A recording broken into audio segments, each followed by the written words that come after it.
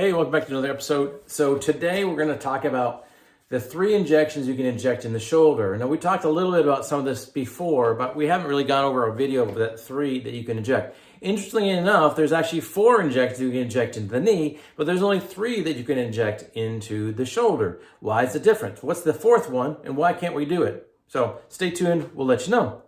So the first injection, was the most common injection, everybody knows, or most people know, is a steroid injection. So steroid injection, sometimes people call it a cortisone injection. They mean the same thing. It is a non-anabolic steroid, which means it's an anti-inflammatory. It's a steroidal anti-inflammatory. A couple videos ago, we talked about non-steroidal anti-inflammatories. Well, we're really talking about a steroidal anti-inflammatory. Again, there's lots of different steroids. The general class of steroids, why everything is called a steroid, there's a classic steroidal ring with 4 rings, right? This is these are the 4 rings, A, B, C, D. That's how they normally can describe them. And there's some stuff that comes off these rings that make the steroid do different things.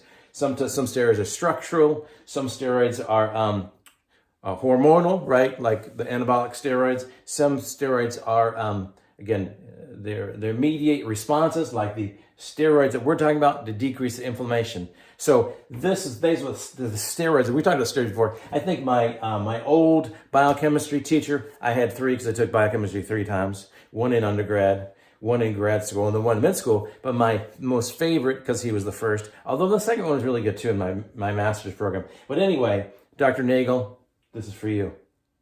Anyway, so steroids, we all know steroids. Secondaries are PRP, platelet-rich plasma, right? Platelet-rich plasma, which means, as we talked before, you suck the blood out. Well, I don't, but the phlebotomist takes the blood. But then we take the blood from you. It's your blood. We take your blood from you, put it in a centrifuge that spins it down so we can concentrate that platelet-rich plasma. It's platelets, right? And it's rich plasma, so it's really concentrated. This little band within the centrifugation of it. I think that's right.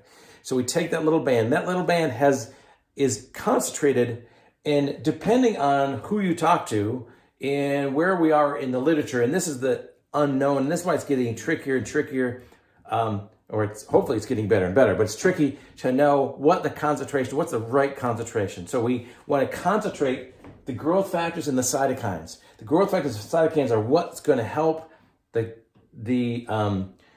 PRP do its job to heal something, right? And we'll talk about what it heals in just a second. So the PRP is concentrated to normally 3 to 5 times, but there's questions most recently, maybe we need to concentrate up to 10 times to get enough of those growth factors, enough of those cytokines to actually do their job, okay? So that's PRP, and the PRP is useful for why we care about right now, right? Is because it's useful for partial thickness rotator cuff tears. I'll link to the video I did below on PRP and partial thickness rotator cuff tears to see, for more information on that. And then tennis elbows, another thing.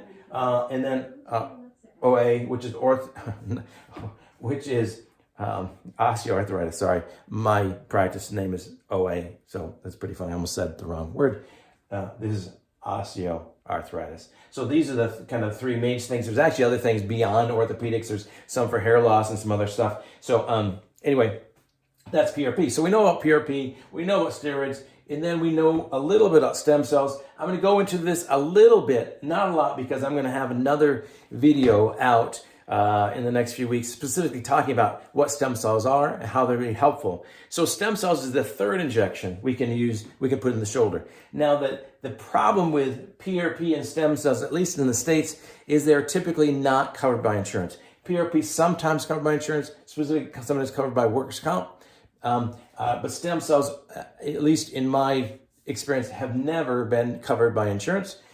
Doesn't mean you can't give them, doesn't mean you can't receive them. It just means no one's paying for it except for you. And so that's why we have to be wary about what are the indications, what are the indications for giving stem cells, and what do we think, what are the chances of them actually helping, and is the risk reward benefit good enough to try stem cells? And so, if you're Tiger Woods or someone real famous and have lots of money, well, stem cells may be a great option because if they don't work, cost a couple $1,000s. If they don't work, you don't really care.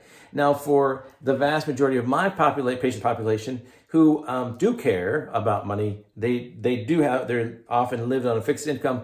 So $1,000 shot or $2,000 shot that doesn't work is really a big deal for them. So we have to kind of think through that a little bit logically. But anyway, stem cells initially would come from bone marrow, and like a bone marrow transplant, and that bone marrow transplant will reignite and get back up the blood cells. Well, in a bone marrow that we use for stem cells, the bone marrow is going to be from the person, almost always from the person. So it's your bone marrow. Hurts a little bit to get, but you get some pretty good stem cells out of there. Again, the question is how many you need, how good do you need it, how do you prepare it? So those are the questions that continue to linger as we try to figure out how we use bone marrow and how do we use stem cells. And lastly, adipose tissue doesn't have quite as many stem cells, but it does have some. And so there are people who use adipose tissue. There's other ways. There's other places you can get it, the stem cells. But the stem cells are important because they're pluripotent or multipotent, which means they can divide into whatever they can divide into many different kinds. Now for us, we want a mesenchymal line. So there's different lines. Again, I'll go over this as we go to the next video. There's different lines of cell lines, just say, that will be helpful for us in orthopedic. We care about the mesenchymal because that's where bone, tendon, muscle cells derive from. So anyway, so those are the 3 injections you can inject in the shoulder. What is the 4th? Any guesses? The 4th?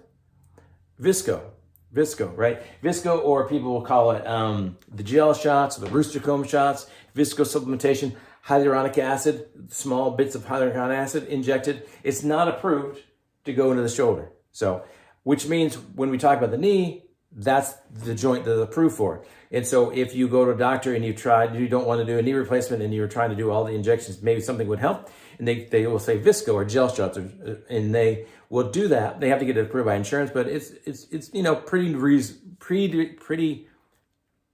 pretty commonly that you will get it approved. It's not approved for the shoulder because it's actually the indications. And when the studies have shown that it doesn't really work in the shoulder like it works in the knee. Now you can do it off-label.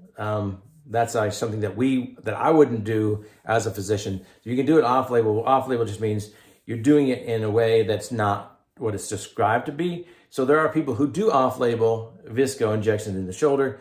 It's just that you can't do it. You can't get paid for it, right? So it's sort of like the PRP in the stem cells. If you're doing off-label, you're going to have to pay for it yourself. But anyway, so that's the 4th one. So the 4th one with a little caveat. So the 4th one you can't, but you kind of can if you decide, and you have a doctor that decides that it's a good idea for your shoulder, and you pay for it. But anyway, those are the 4. Hope this helps. And please, no like and trust. No, that's something different. Please like the channel. Please subscribe to the channel. Please send the comments below. Hope this is helpful, and I hope you will have a good day. Thanks.